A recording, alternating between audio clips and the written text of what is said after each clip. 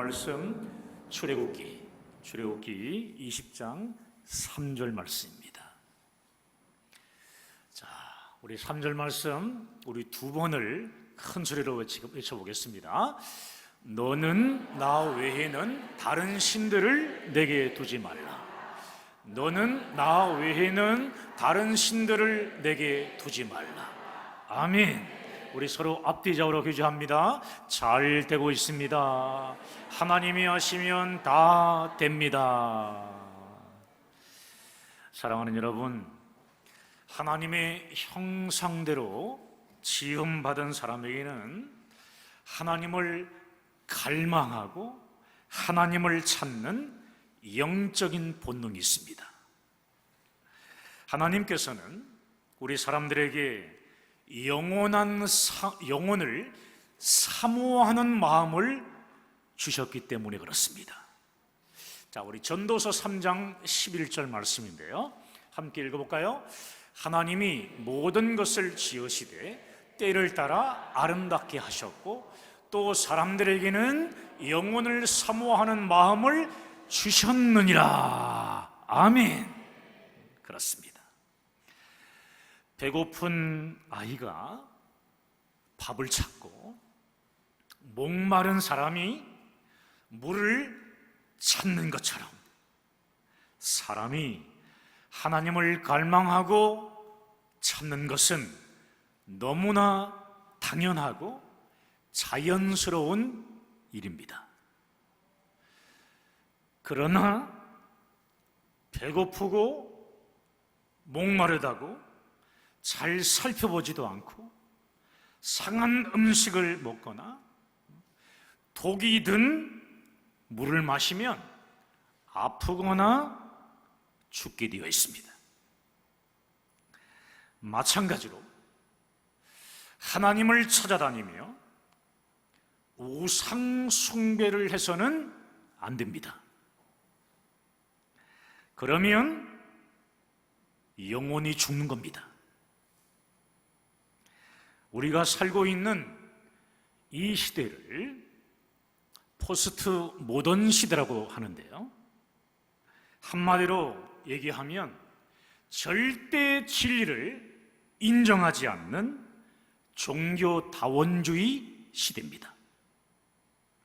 그래서 오직 예수를 믿어야 구원을 받는다라고 하는 구원의 유일성이 세상의 지탄과 공격을 받고 있습니다.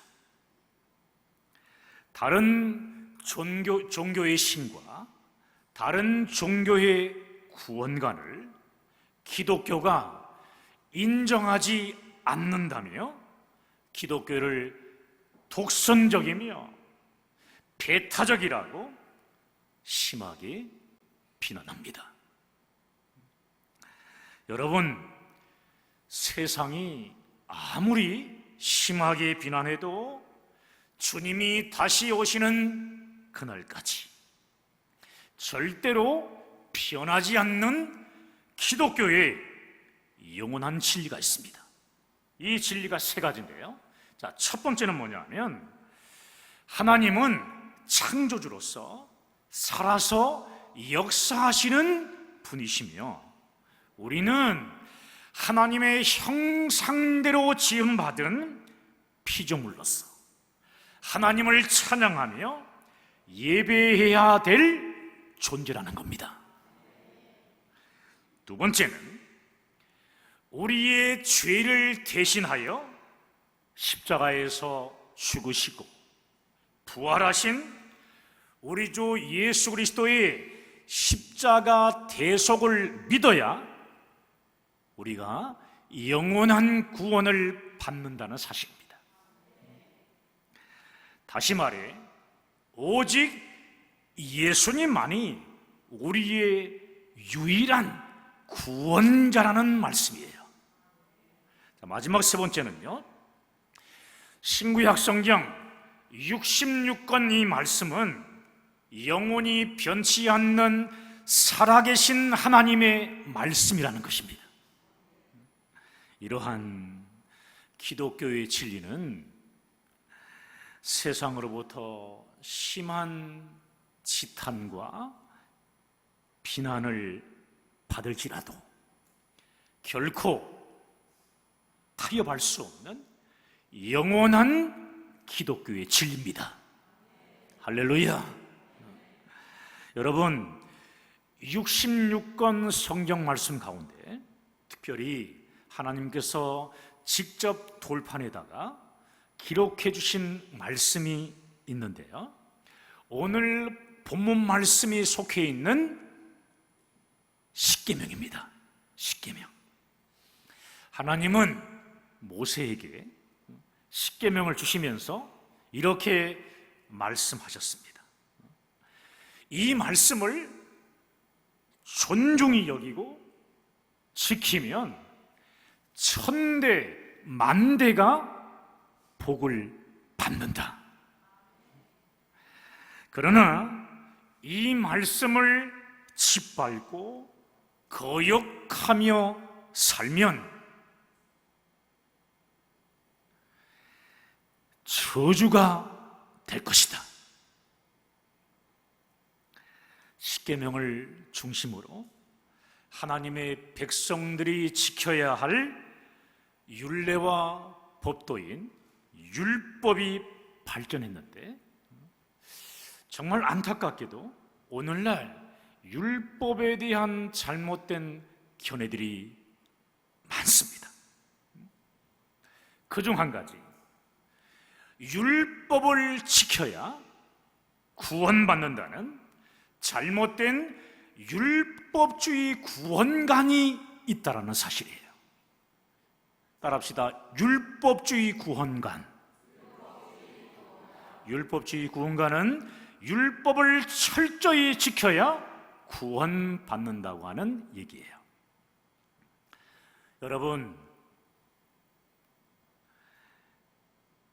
십계명이요, 십계명이 출애굽기 1장이 아닌 오늘 20장에 기록되었다는 사실을 우리는 반드시 기억해야 합니다.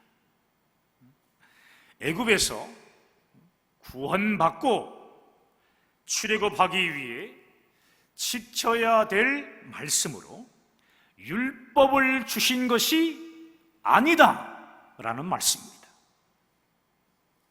유월절 어린 양의 피로 구원받아 출애굽한 이스라엘 백성들이 이제 하나님의 구원받은 백성으로서 이제 앞으로 어떻게 삶을 살아야 하는가 하는 그 의미에서 하나님께서 십계명과 율법을 주신 것입니다. 사랑하는 여러분, 사람이 구원받아 의롭게 되는 것, 의인이 될 수 있는 것은 율법을 철저히 지켜서가 아니라 속죄의 피를 흘려주신 예수 그리스도를 믿었기 때문이며, 율법의 행위로서는 의롭다함을 얻을 육체가 없다고 성경은 말씀합니다. 자, 우리 갈라디아서 2장 16절 말씀인데요, 자, 읽어볼까요? 사람이 의롭게 되는 것은 율법의 행위로 말미암음이 아니요 오직 예수 그리스도를 믿음으로 말미암는 줄 알므로 우리도 그리스도 예수를 믿나니 이는 우리가 율법의 행위로서가 아니고 그리스도를 믿음으로써 의롭다함을 얻으려 함이라. 율법의 행위로서는 의롭다함을 얻을 육체가 없느니라. 아멘. 율법의 행위로서는 의롭다함을 얻을 육체가 없느니라. 사랑하는 여러분, 그러면 율법은 필요 없는 것일까요? 율법? 아닙니다. 이것은요, 꼭 필요한 것입니다. 구원받은 사람은요, 예수의 피를 믿고 천국을 소유한 구원받은 사람은 이제 율법을 지키지 않아도 되나요? 그렇게 안 해도 된다고 주장하는 율법 폐기론자들이 있습니다. 따라합시다. 율법 폐기론자. 율법은 없어졌으니까 마음대로 살아도 된다. 죄를 죄로 인정하는 자는 구원받지 못한 것이다. 그렇게 증거하는 곳이 있어요. 바로 심각한 이단인데요, 구원파입니다. 여러분, 오늘 잘 정리하시기 바랍니다. 애굽에서의 이스라엘 백성들이요, 율법을 정말 잘 지켜서 출애굽을 경험하고 구원받은 것이 아니라는 사실이에요. 하나님의 전적인 은혜로, 하나님의 전적인 은혜로 구원을 우리가 받은 것입니다. 할렐루야. 예수님의 대속의 피를 상징하는 유월절 어린 양의 피로 구원을 받았다는 말씀입니다. 성경은요, 처음부터 인간의 행위가 아닌 하나님의 전적인 은혜에 의한 구원의 복음을 강조하고 있습니다.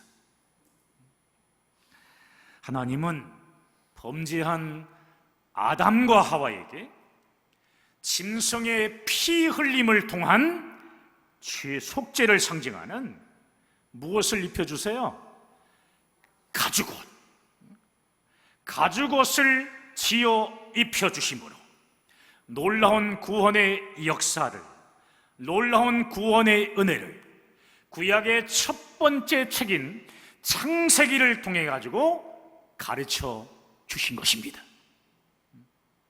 또한 구원자 예수님께서 여인의 후손으로 이 땅에 오실 것을 창세기 3장 15절을 통해 약속하셨습니다.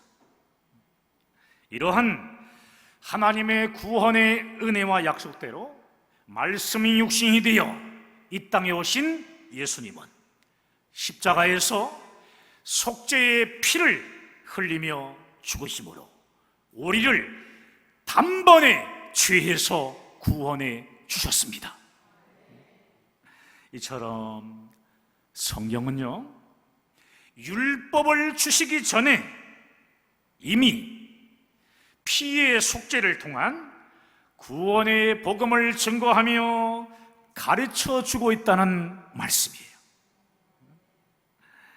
출애굽한 이스라엘 백성들에게 모세를 통해 주신 율법은요, 자신들이 받은 피의 속죄를 통한 구원이 얼마나 큰 하나님의 은혜인지를 가르쳐 주었습니다. 하나님의 은혜로 구원받은 것이구나. 짐승을 잡아가지고 가위를 떠서 정성을 다해 제사를 드리며 나의 죄 때문에 제물된 짐승이 이렇게 피 흘리며 죽어가는 것이구나. 처절하게 죽는 것이구나. 죄가 이렇게 무서운 것이구나. 하나님의 은혜가 아니면 우리는 이렇게 죽을 수밖에 없는 죄인이었구나 하는 것을 이스라엘 백성들은 율법을 통해 철저히 깨달았던 것입니다. 이처럼 죄인이었던 인간은 율법을 통하여 자신의 죄를 깨닫고 하나님께로 다시 돌아가게 됩니다. 우리가 구원받을 수 있는 길은 열심이나 노력이나 철학이 아닌 오직 예수님의 십자가밖에 없구나. 2000년에 오신 주님께서 피 흘려 주신 그 십자가밖에 없구나 하는 것을 철저히 깨닫게 되는 거죠. 율법을 통한 하나님의 백성들이, 율법은 또한 하나님의 백성들이 하나님과의 관계를 온전히 유지하는 울타리와 같은 역할을 합니다.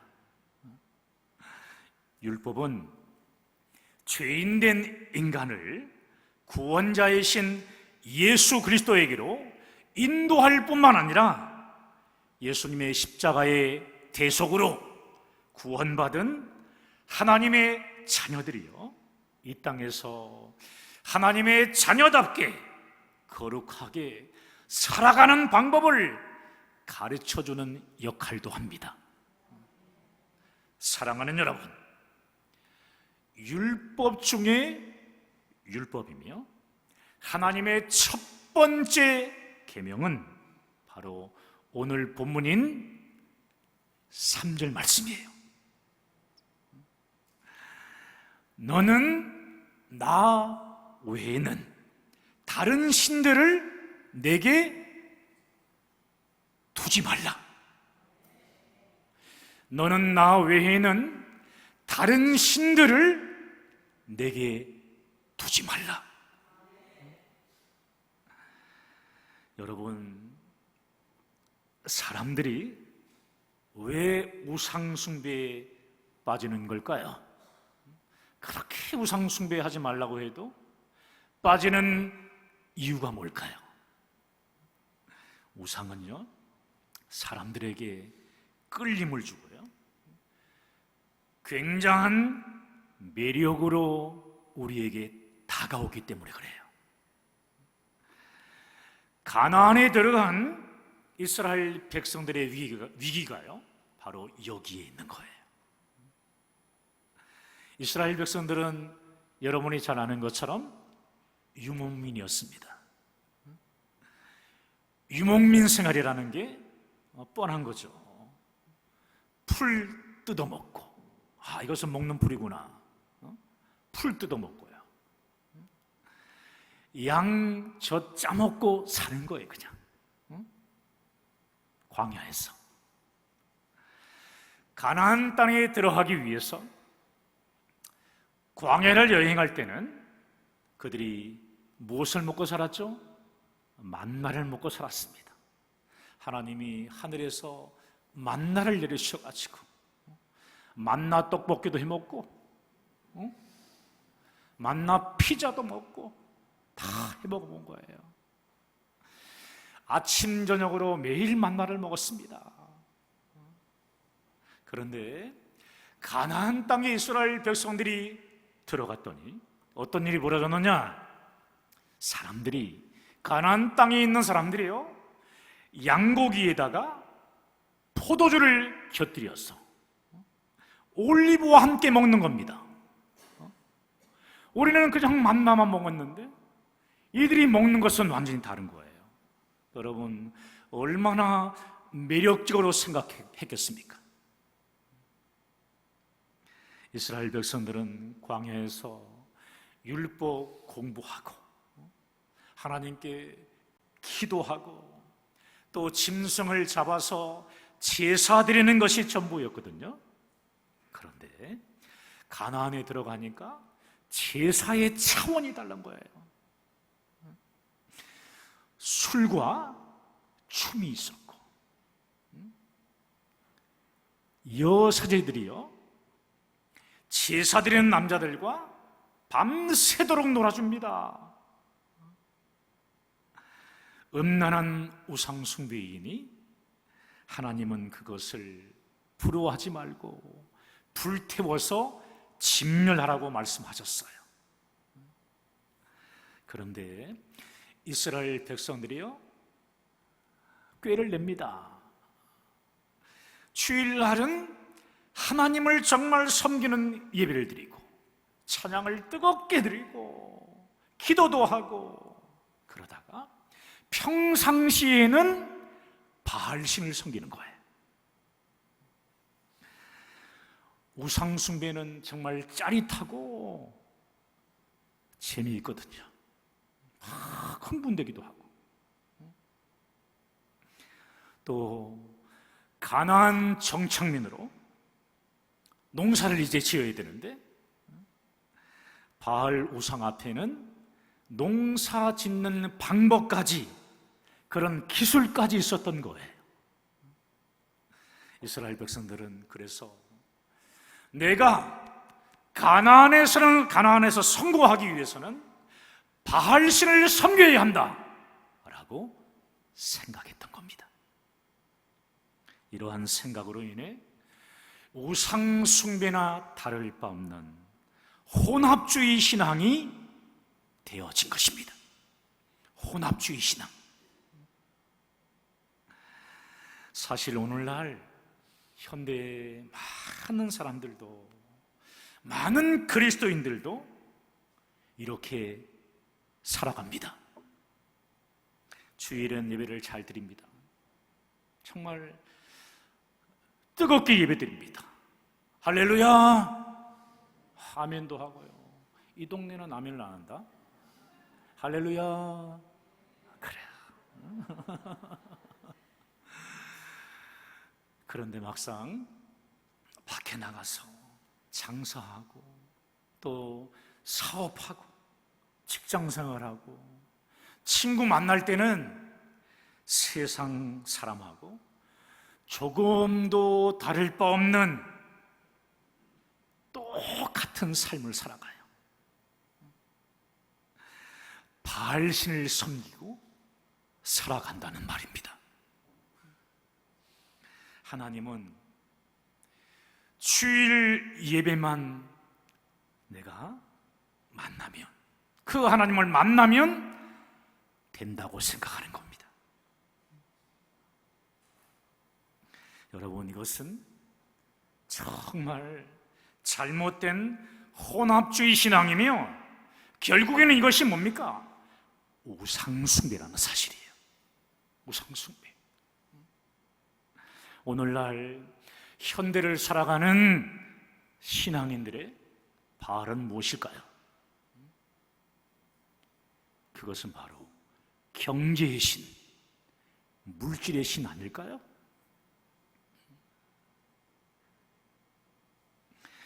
경제적 이익이 생기게 되면 어제의 적도 오늘의 친구가 되고, 어디서 많이 듣던 얘기죠? 경제적 이익을 잃어버리게 되면, 이익이 없으면 어제의 친구도 오늘의 적이 된다는 그런 시대에 우리가 살고 있습니다. 사랑하는 여러분, 보이는 것이든 보이지 않는 것이든 하나님과 나 사이에 우상이 있어서는 안 됩니다. 하나님과 나 사이에 우상이 있어서는 안 됩니다. 우리 옆 사람 얼굴 보세요. 하나님과 나 사이에 우상이 있어서는 안 됩니다.